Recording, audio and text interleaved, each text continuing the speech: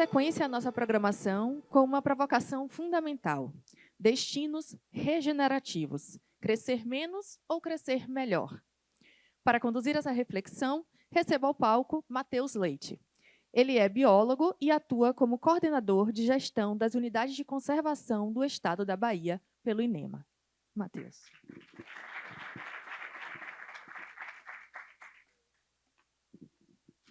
Bom dia a todos. Eu vou falar um pouco sobre as nossas unidades de conservação estadual, né, através da gestão do Instituto do Meio Ambiente e Recursos Hídricos, do Governo do Estado. Então, conservação e turismo, harmonia entre natureza e pessoas. Eu passo aqui.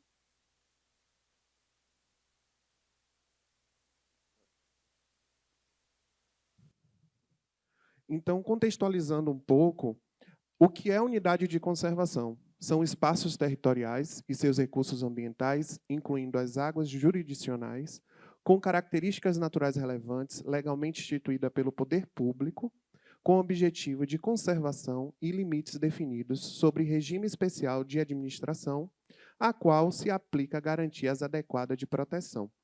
Esse é o conceito de unidade de conservação concebida na lei do SNUC, do Sistema Nacional de Unidade de Conservação.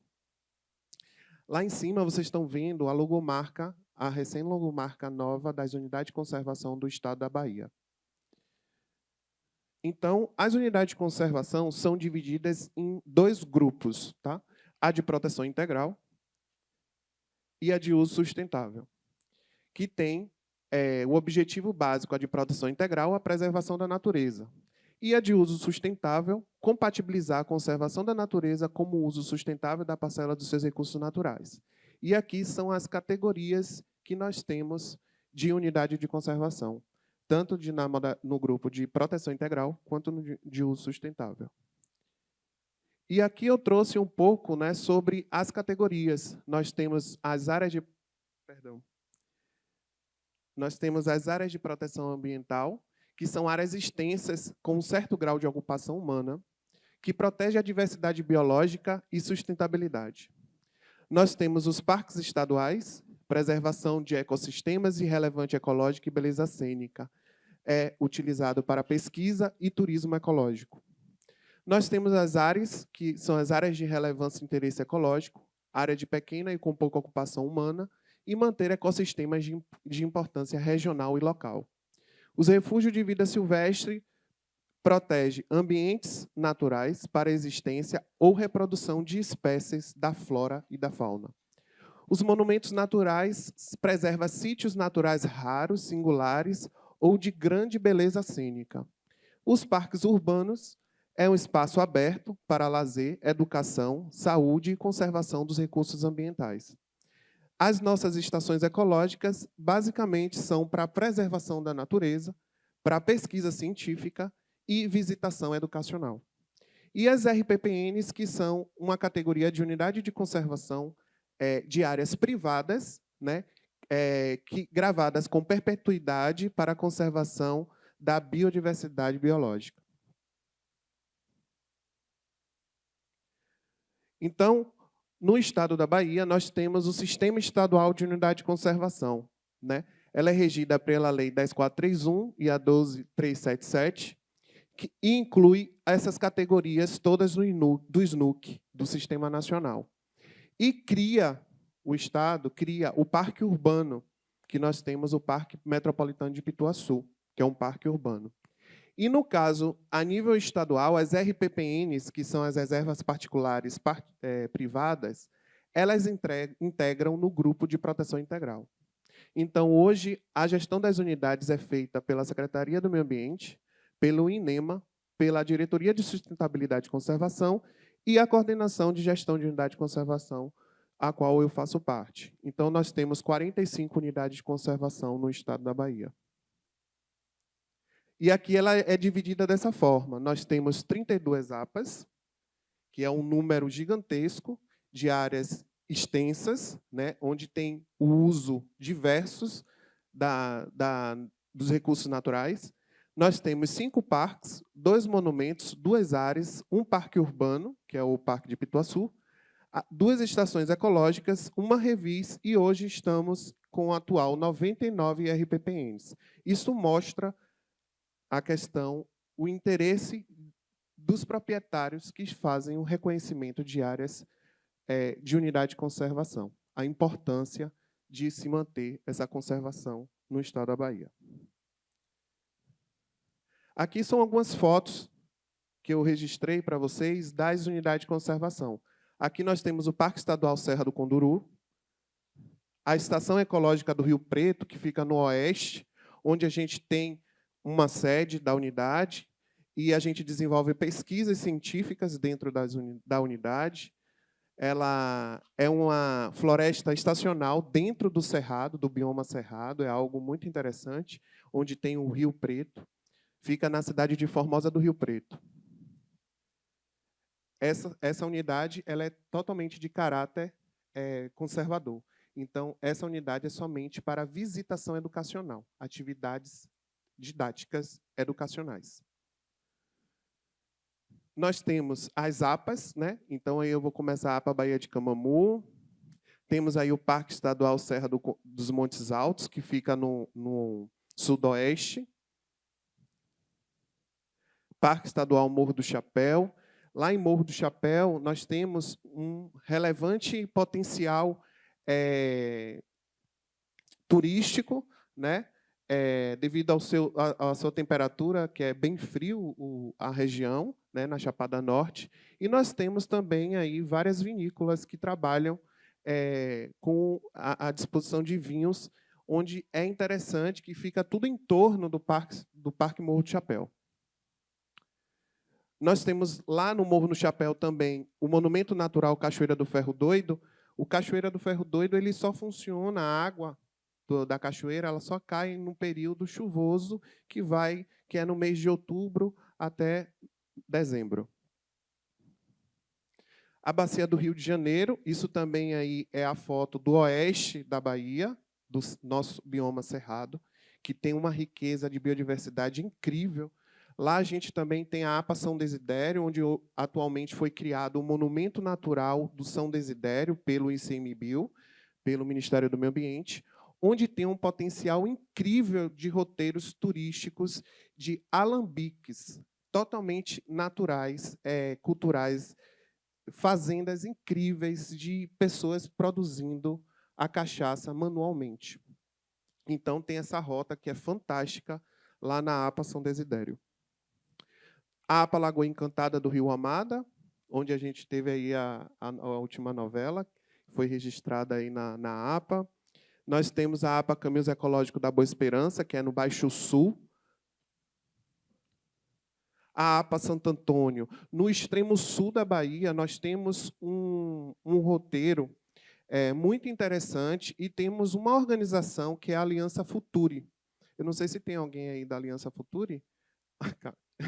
Então, a Aliança Futuri ela foi construída por 130 pessoas, né, instituições que se dispuseram a trabalhar a questão do turismo regenerativo.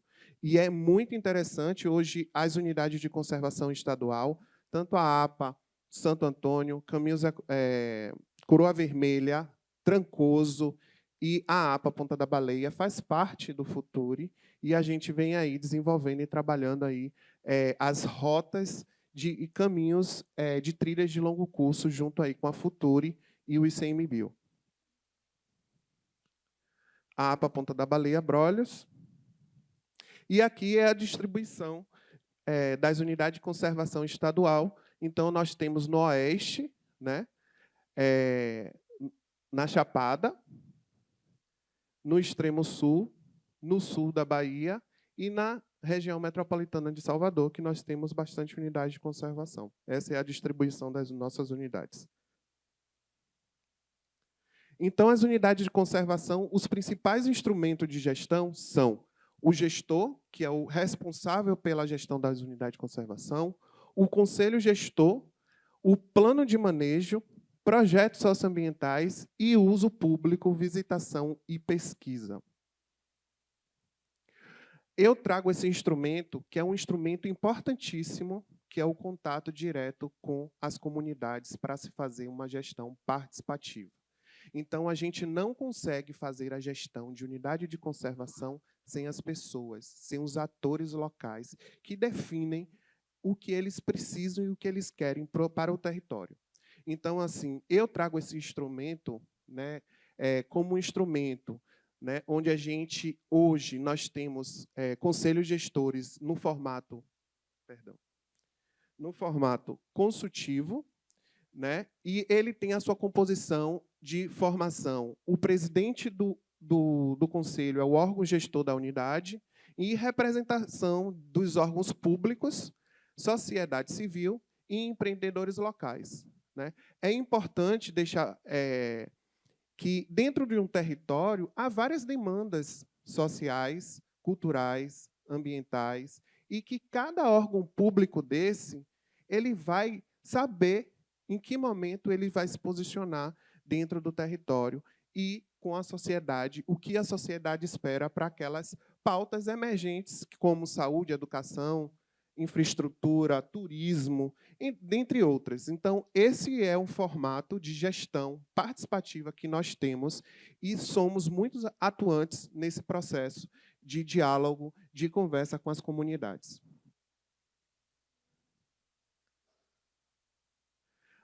Atualmente, em 2022, nós avançamos com o turismo e uso público nas unidades de conservação, publicando essa portaria que estabelece diretrizes e normas sobre a visitação das unidades de conservação. Então, a gente define o que é visitação, né, que são atividades realizadas dentro de unidade de conservação, em relação às quais expectativas de valor do visitante quanto aos atributos ambientais. O que é o visitante dentro de uma unidade de conservação? São pessoas que realizam atividades em áreas de uma unidade de conservação a fins de visitação. E o que é uma visita? É uma unidade de medição da visitação conforme métodos de monitoramento adotado. Então, nós temos diretrizes dentro dessa norma de visitação, que é assegurar a conservação dos recursos e valores que a unidade objetiva protege, estabelecer mecanismo de acesso democrático, permitindo acesso às parcelas diversas da população e estimular trabalho voluntário através de programas associados à visitação. Essa portaria ela está ainda em processo de implementação. A gente vem desenvolvendo a visitação dentro das unidades de conservação. Em alguns parques, nós já trabalhamos o monitoramento, né? Como é que os visitantes chegam até essas unidades de conservação e têm esses acessos. Eu vou falar um pouco, né, trazendo a pauta, que é o turismo regenerativo, ou destinos regenerativos, trazendo o conceito, conforme apresentado pela ONU no turismo, que considera plenamente seus impactos econômicos, sociais e ambientais atuais e futuros, atendendo às necessidades dos visitantes, da indústria, do meio ambiente e das comunidades anfitriãs. E daí, então, a gente vem dentro de uma discussão, não só na academia, mas também através de discussões internacionais e dentro do Brasil, sobre o turismo e destinos regenerativos, né? Que, na verdade, são uma abordagem que vai além da sustentabilidade, que busca gerar impactos positivos nos destinos turísticos. Seu propósito é restaurar o ecossistema, fortalecer comunidades, valorizar culturas locais e promover relações mais equilibradas entre pessoas e natureza. Considera o território como um sistema vivo, né? Esses destinos regenerativos são sistemas vivos e procura deixar o local em melhores condições que aquelas encontradas antes da visitação. Então, a gente entende que as comunidades que vivem naquela localidade, elas já têm e já devem ter propriedade e de ter uma infraestrutura para receber seus visitantes. Então, ela tem que ter uma boa infraestrutura de saneamento, infraestrutura de saúde, né? Então, assim, antes do visitante chegar, a gente já precisa prever para as comunidades, né? Essas infraestruturas básicas. Então, por isso que a gente entende que quando o visitante ele adentra a uma unidade de conservação ou algum atrativo turístico, ele já vai ter a percepção de sustentabilidade, né, com relação aos resíduos sólidos e trazer todas as melhorias para aquele território. E também para a comunidade.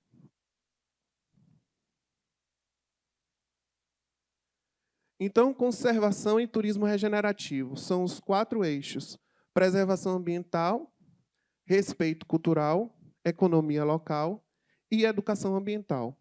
Então, são esses pilares que nós trabalhamos dentro do turismo regenerativo ou destino regenerativo. Aí eu fiz uma compilação do como está o turismo regenerativo ou destino regenerativo no mundo, né? E o mundo ele vem discutindo e implementando o turismo regenerativo, né, com os principais avanços, né? Na Nova Zelândia, eles colocaram a meta do turismo carbono zero até 2030. No Canadá, o corredor da Unesco do Atlântico com estratégia de turismo regenerativo. Costa Rica, integração entre turismo, restauração, floresta e bioeconomia, e outros destinos Unesco, que já são patrimônio da Unesco, que traz o fortalecimento da gestão comunitária do turismo baseado no patrimônio cultural e natural.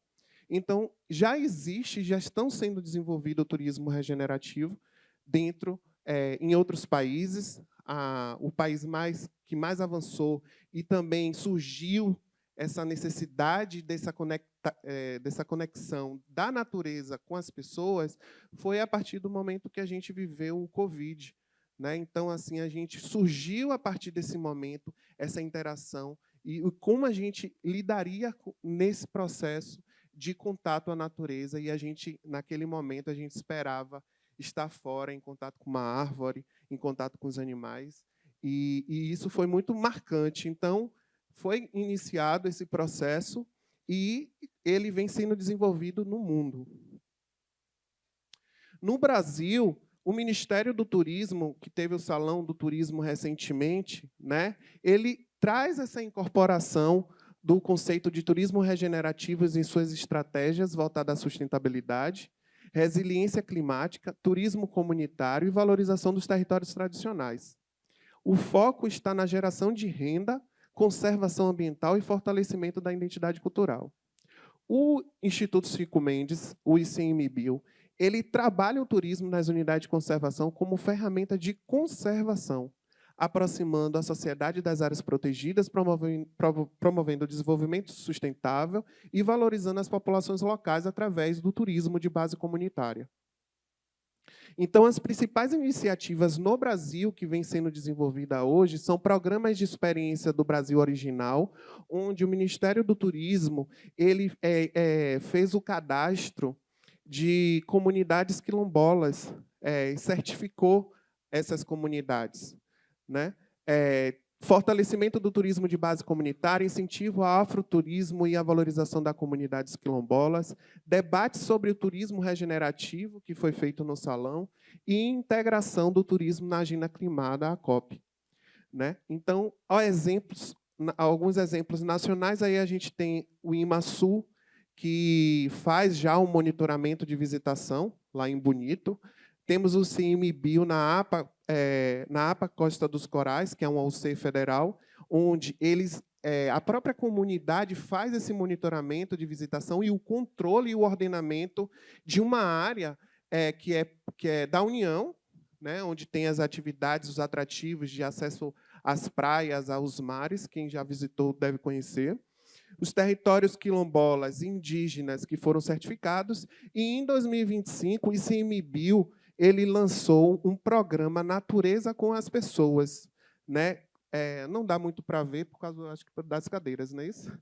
Mas eu vou dar uma olhada aqui para você, vou dar uma lida. Voltadas ao fortalecimento da visita sustentável para gerações de benefícios e culturais dos territórios. Então, é interessante esse guia, esse programa, ele está disponível no site do ICMBio, vocês acessam com facilidade, e é interessante a gente colocar isso em prática.